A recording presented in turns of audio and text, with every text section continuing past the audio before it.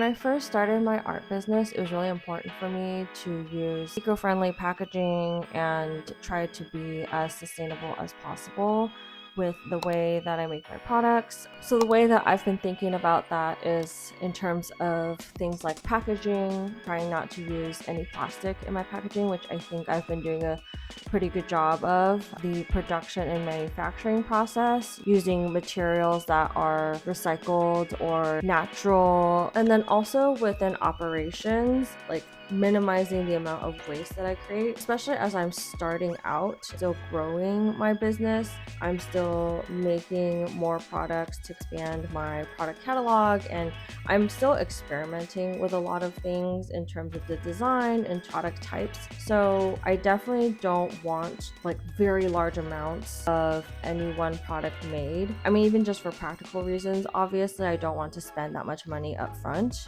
but making sure that I'm not creating a ton of waste.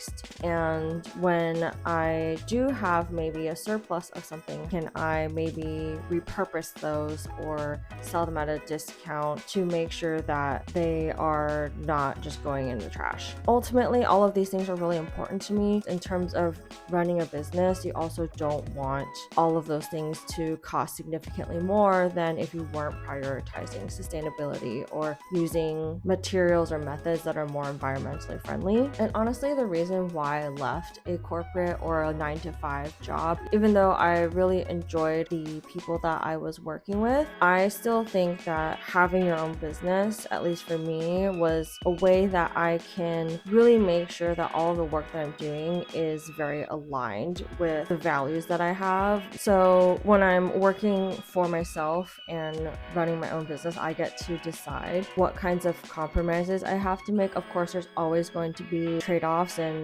there's no ethical consumption under capitalism, but at least I can make that decision for myself instead of going against my values to make sure I'm like making the shareholders happy or anything like that. So that part is very, very important to me when I'm considering rolling out new products or trying something new. I don't have to think solely about the bottom line. I can make sure that I'm prioritizing the impact that I'm having. And of course, there's always going to be trade-offs in terms of really, really maximizing on sustainability and also the customer experience. So the absolute most sustainable way to have your products packaged, for example, is to reuse existing packages that you've gotten, old Amazon boxes or anything else. But of course, I still want to have an aesthetic and branding that is cohesive. So that is also going to cost a little bit more than just reusing old packaging. And that's absolutely no shade to anybody who does that.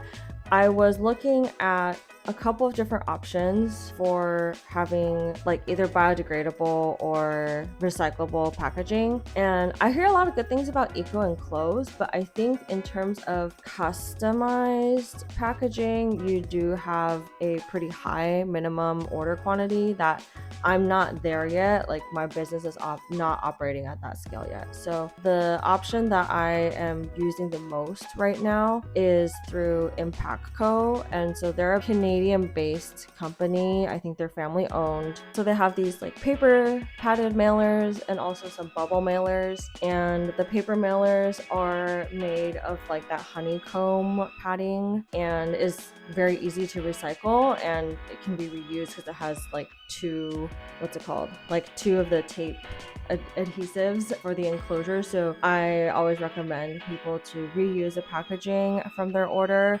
for their own shipments going out.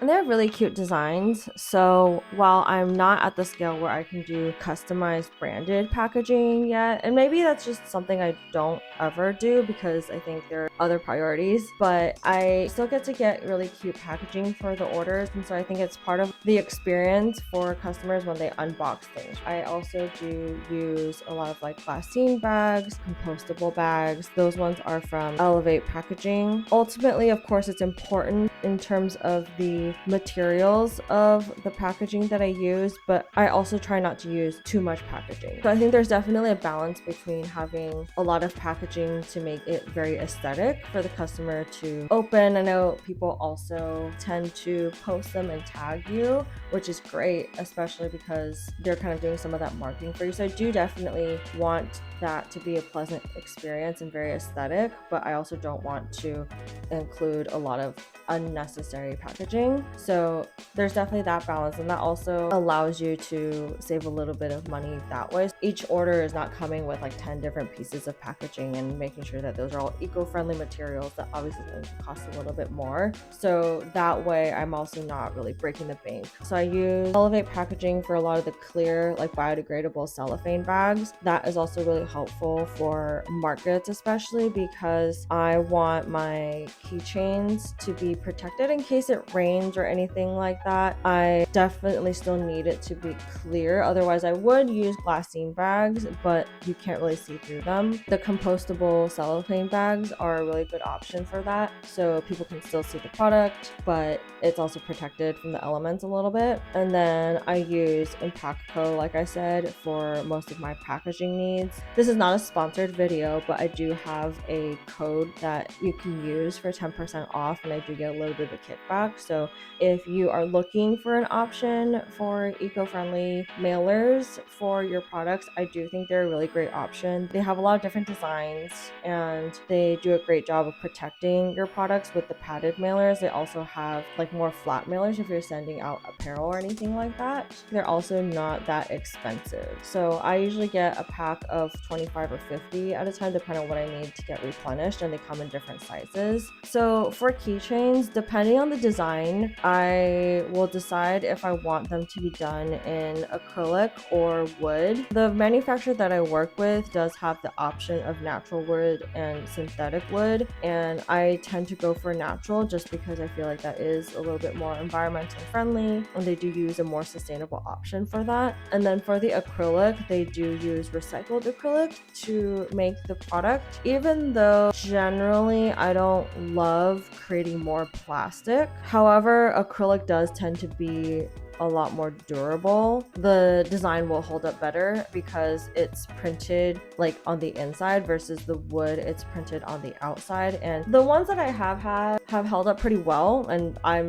to be quite honest, not super careful with my things. I'm throwing my backpack everywhere all the time, which is probably not great, but the color has been staying pretty good on those. I haven't really noticed any significant fading or getting rubbed off, but you know, with the acrylic, it just is not really a thing that would happen because the printing is and the ink is in the middle of the layers. That's one way that I'm trying to minimize the amount of impact. And for getting the products delivered here to me as well, the manufacturers do package the keychains in compostable packaging, and this is a change that they made in the last year. So I know that this is something that's important to them. So that's also something that I'm looking for when I'm looking at manufacturing partners. Also making sure that these are manufacturers that really prioritize protecting artists' IPs, and they're not like stealing designs or anything like that, which I feel like is a low bar. But I know it also happens with manufacturers sometimes, or at least I hear about people where they sent a design to a manufacturer and then later they find out the manufacturer is also making it themselves. And then from like the operation side of things, I think because, like I said, I'm in the experimentation phase of creating more designs and also more product types, I know that not everything will do well. So I'm not ordering a ton upfront. I'm ordering a good amount. Like, I still try and get bulk discounts when I can and if it makes sense, but I'm not out here trying to buy a ton just to get the per unit price down, because ultimately if they don't sell, I still am paying more in just like the absolute amount of money, even if per unit it's cheaper. It only matters if you actually manage to sell out of everything that you ever order. For now, I'm okay with placing orders for smaller batches of things and then restocking them as I get more data around the demand of certain designs and products. I can then make that decision to order more of something.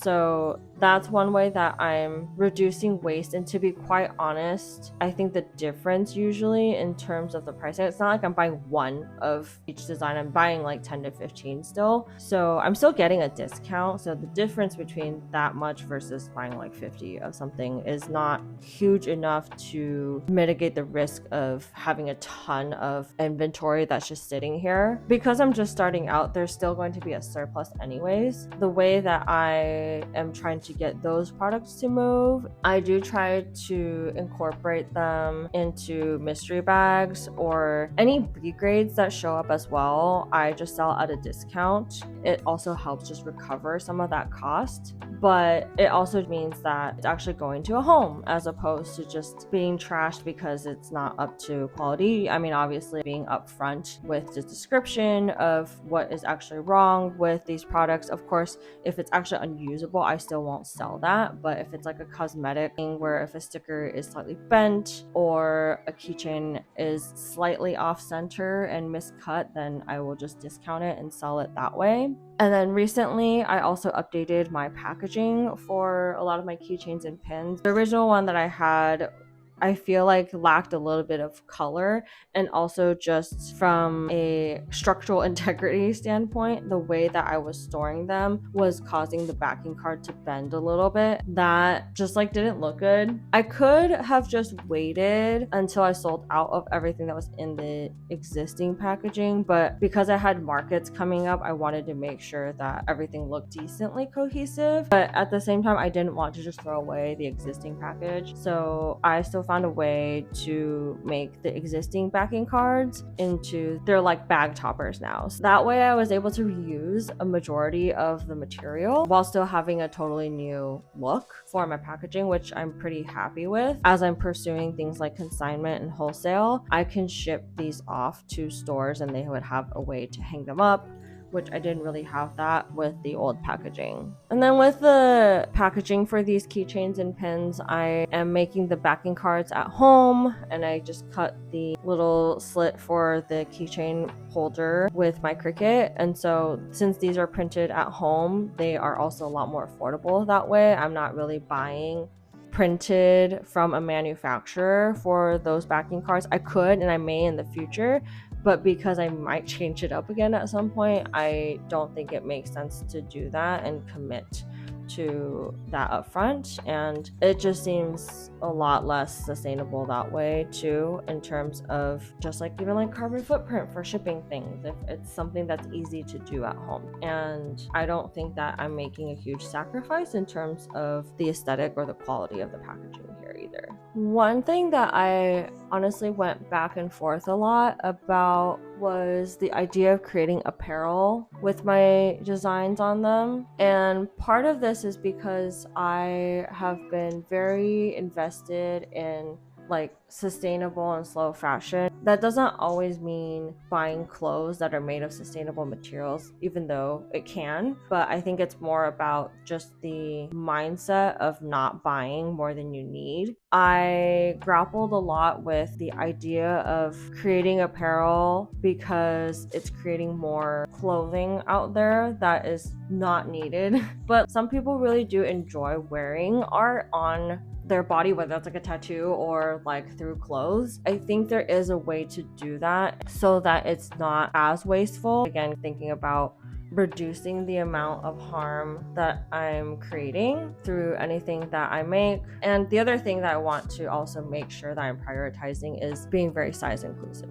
I've seen so many examples of when people are creating apparel or clothing lines that only have like small, medium, large, and that is very not okay to me as a business. I definitely want to include a wide range of sizes, but at the same time, I'm not going to have a bunch of that inventory sitting at my house. Like literally, I don't have a storage unit, so everything's stored here. So the way that I have been thinking about this is potentially using a print on demand service so that at least everything is made to order. So before a garment is either it's embroidered or printed with my design on it, somebody has actually ordered and paid for it and basically shared the intention that they want this. So I'm not creating a bunch of t-shirts nobody wants and now I don't know what to do with them. So I think that is a good method, and I'm picking specifically products that have a wider size range. I think my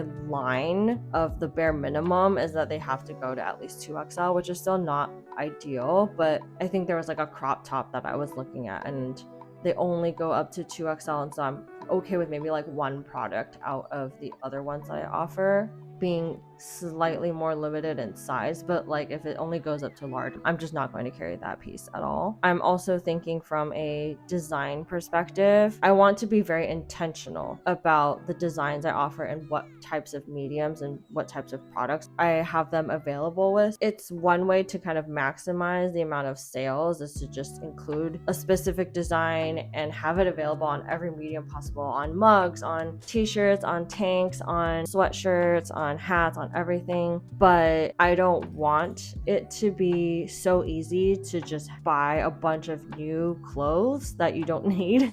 I want to be very intentional about what designs I think fit what kinds of apparel types, I guess, the best, and be really intentional about that. And then also making sure that the designs I do create have some sort of relevance that will last a while. So things that people will like for a long time. Something that I saw recently that I think is super cute and funny is if you've watched the new season of The White Lotus, there's been a lot of like live, laugh, lorazepam apparel out there right now, which I think is great, but I also feel like that's not going to be relevant in like a year or two. So that's not going to get as much wear, in my opinion. I think that is the type of design that I probably wouldn't make or wouldn't feel great about making. And then in terms of materials too, for apparel, I want to focus on more natural materials. So things like cotton, avoiding things that are primarily made of polyester, for example. Synthetic materials have their place, but a lot of times it's also used just as like a way to reduce cost of material. And you can sort of tell the difference of when polyester is used to make the fabric stronger versus it's just to make it cheaper. I personally also don't love the feeling of synthetic materials on my skin. Like if it's a full polyester shirt or tank top, like I don't like how that feels on my skin. And so I'm trying to pick materials that are ideally, if it's like 100% cotton, I love cotton materials. Like this is cotton, the skirt that I'm wearing is linen, I think. I do think having apparel is a very exciting opportunity, and I am thinking about it and currently testing it because I have gotten feedback that people would be interested in potentially having some designs on apparel. And so working with a print-on-demand company to do this, I think, is a good way to minimize waste, to make sure there's size inclusivity. I can be very intentional about which products I offer. And then the other nice piece is that in terms of not having it break the bank, is that I don't have to pay anything until the item sells. So that's another way to make sure that that is something that is sustainable for the business, even just from the perspective of money sustainability. Another reason I want to use print-on-demand companies, at least starting out, is that I have no idea what to expect in terms of demand. I, again, don't want to have a surplus of inventory sitting here and then also having that be just waste. And so I think having a print-on-demand company handle this will help me get data around what's doing well, what's a good fit. I'm also getting samples in before I actually list them so that I can kind of do my own quality check before I offer that to customers, because I don't want it to look one way on the website and you get the product in hand and like the embroidery is trash, or like the printing's not good, or it doesn't hold up in the wash or anything like that. I think in the long run there might be a time where I can still maybe have it made to order if people are willing to have a longer wait time, where I can have some blanks on hand and I can just choose to have them printed with the design that people want. So it's a little bit less wasteful in that I'm not creating printed product that people are not buying.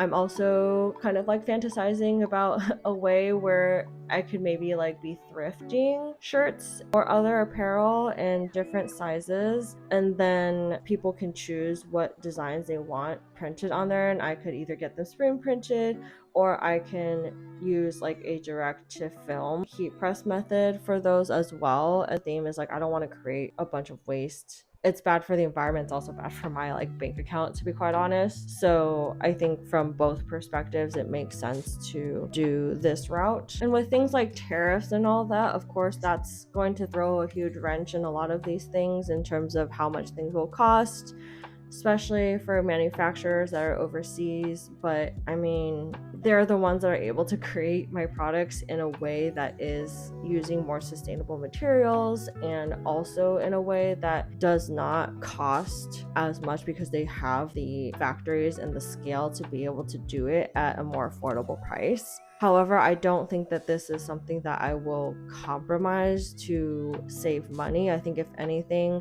I will change operations wise, maybe like what types of products I'm offering more of, how I go about them. Maybe I'll do pre-orders instead going forward for some of the products to make sure that I actually sell out essentially, so I don't have a lot of excess. Then at least that way I can protect myself from losing a bunch of money, and hopefully I can also keep my prices the same for the products. But yeah, I think the way that I think about approaching a lot of things is more on the operations side, like what levers can I change to not lose a bunch of money, as opposed to just cheapening out on, maybe I will just use like a cheaper material for packaging, or maybe I will go with a cheaper t-shirt option, save money. Like I think there's other things that I can play with in terms of variables before I get into that area, and I think I would just choose not to sell a product if it wasn't going to be sustainable from both like an environmental and business perspective. I'm curious, if you are a small business owner, like how are you approaching sustainability in your business, if at all? I think there's